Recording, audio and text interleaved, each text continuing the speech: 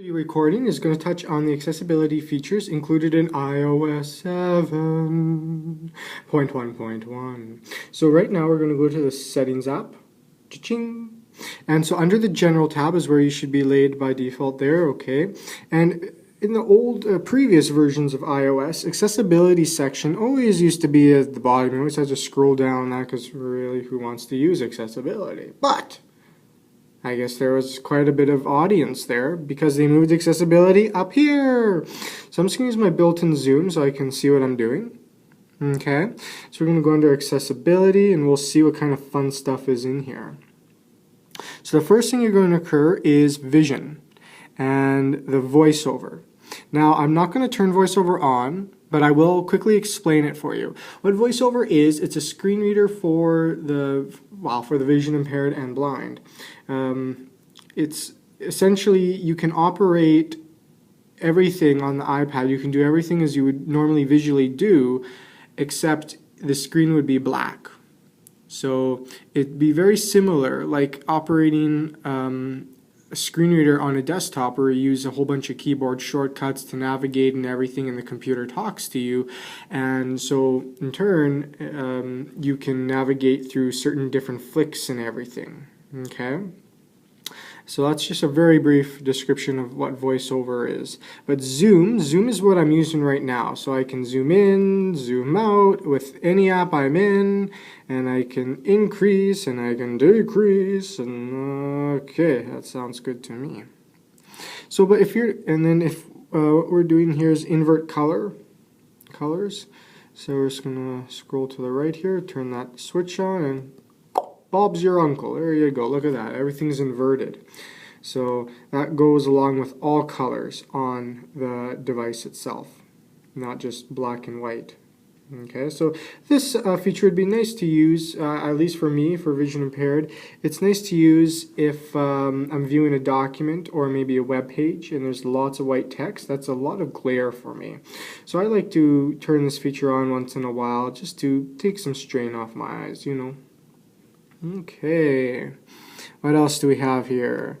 We have speak selection. So this allows you to, if you're either in the Notes app, Mail app, Safari, who knows wherever there's editable text where you can tap and hold and to, you know, drag the pins and select certain words or a sentence or whatever. There will be an option for copy, cut, paste, and that. And then if this feature is turned on, the speak selection, there will be a speak option. So you can, if we go in there, you can choose the speaking rate. You can adjust it. So right now it's, where are we? It's almost medium. I guess it's on the slower side there. And then you can also choose your language in that too, and your voice settings in terms of, like, you know, what kind of voice you would like to listen to. And then you have speak auto text, and I believe I have that turned off because essentially what that does is that it speaks anything, like when you're typing with a keyboard and there's, you know, let's say you spelled something wrong, it will automatically do a little pop-up of what it should be like, and so it will speak that for you. So, you know, use that as you would like. So now we have large text. This is another section of mine. So if you're not really fond of using a screen magnifier like I am right now, where everything is blown up big and everything, because your vision is better, then turn on this thingamajiggy. So you just flip the switch there right at the top right corner, and down below here you have a slider.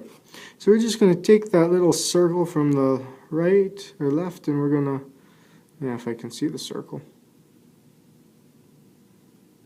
Okay, I'm going to zoom in. And where is the circle? Oh, it's right there. Okay. So then what we're going to do then is take that circle and increase it all the way to that size, maximum. So there, if there's any editable text, which means editable defines as selectable, to copy, paste, speak, define, etc. It will increase that text size because it is, in fact, editable. So very similar to like an EPUB where you can have text and you can increase and decrease the font size as you go along. But there are text areas in apps and within the main system itself that don't allow you to do that. For example, the left sidebar. So such feature would be good for reading a mail message. So we can open our mail here. So this is normally how it is right here. I didn't increase the font size or anything. That's like 12-point font, but it naturally went larger just for you. And that's the same if you're typing a message. So that's kind of nice to have. And then you also, in Notes app as well, everything is naturally larger itself, so that's nice. Now keep in mind, if you're using neither Notability or Pages or a word processor in general, or in perhaps Safari when you're Googling something, content will remain at the same font because it has been specified to a certain font size, right? So just keep that in mind. I'm just going to turn that back off there. Okay, so let's continue. We have bold text. Now, bold text is currently turned on. As you see, this text is quite visible, readable, easy to read, and is bolded. Initially, by default, iOS 7 does not come with this feature turned on. The text appears very thin, light, airish, as the whole concept of iOS 7 is just that indeed. But for me, being vision impaired, I do enjoy reading nice, big, fat, bold text, so I turn this on. Just to let you know, this does require a hard boot set. That's why I'm not showing you how it's turned off and turned back on, because it'll take too long. So, this is the button shape. We're going to, okay, I guess that's a switch over on this end then. So right now, without turning it on, because by default it's turned off, right now you just see general, right, and the arrow, okay?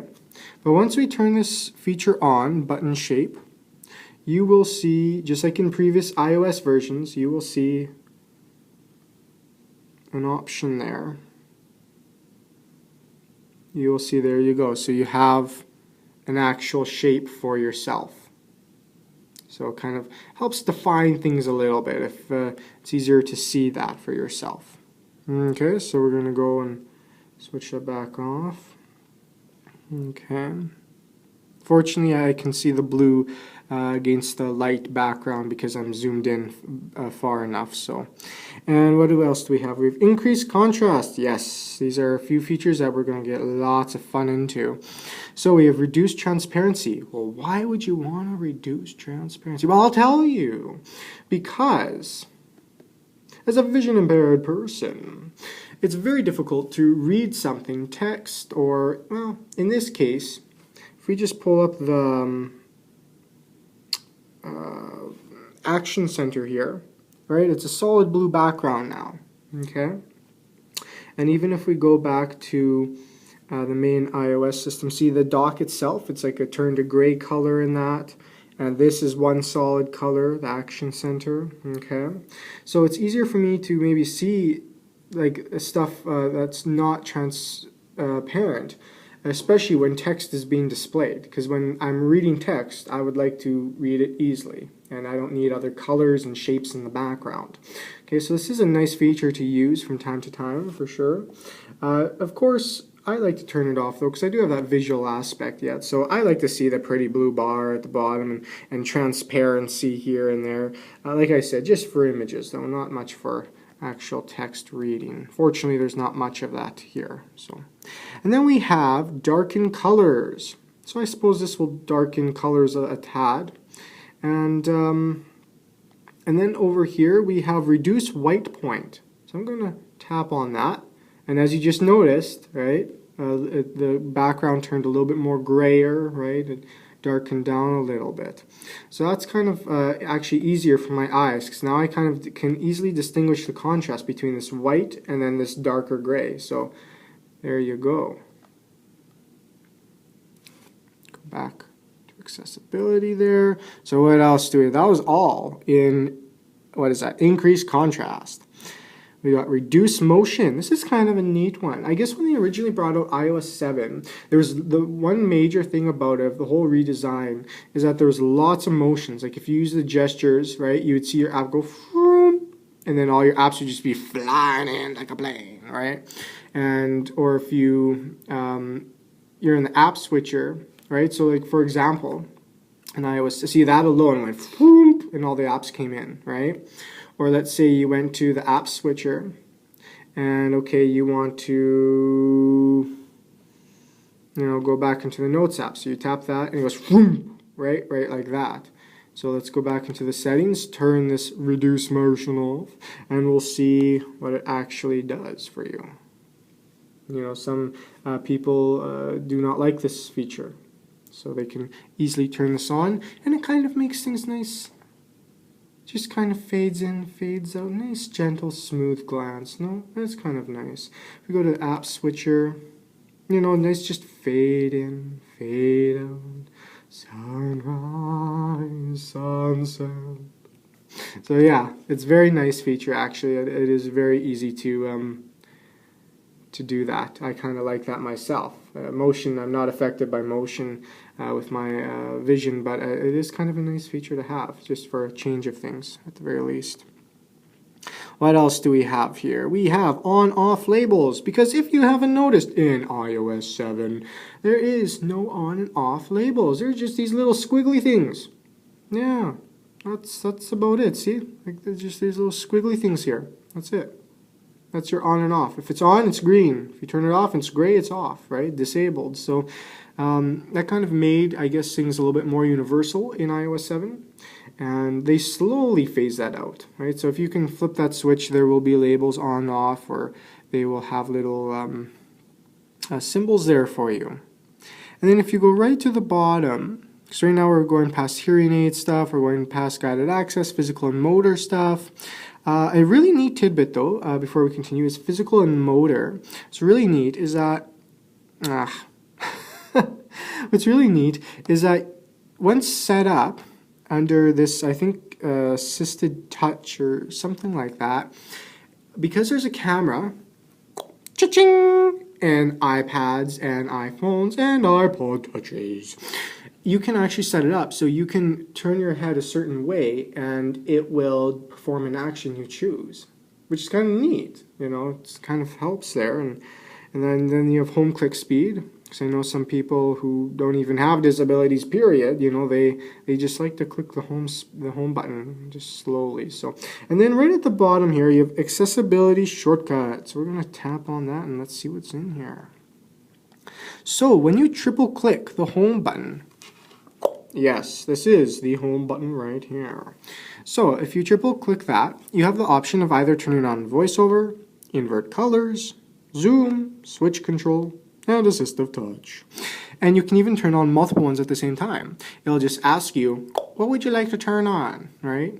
So right now, I only have voiceover selected, as you see a little check mark there. So for example, I'm going to triple click that home button. 1, 2, 3. Turn up my volume. Home button to the right. Accessibility. Back button. And there you go. So automatically, no matter what app I'm in, if I'm, let's say, surfing a web page, or I have a PDF I need to read a few pages of for an assignment, I can just turn voiceover on and lickety-split, there she is. And I can have it read to me. And to turn it back off, of course, you're going to triple click it again. 1, 2, 3. Voiceover off. And just like that. One last thing I would like to note is that whether you're surfing a really nice feature, not really part of accessibility, but it's still a nice feature though of iOS 7, is that Apple included the ability to, whether you're doing like surfing the web in Safari, or you're in your music player, or I guess wherever else, like wherever you're going. I know on the iPod and iPhones, because it's a smaller screen, you don't get this panel, right? You only get one screen at a time. So like I said, if you're on a web page or something, or in the settings menu, right, and you want to go back, you just swipe from left to right, and it'll go back a step for you. So you don't always have to look for that back button and that. You just go, boom, and there she goes. So that is one nice feature of iOS 7. And overall, that is iOS 7 accessibility in a nutshell.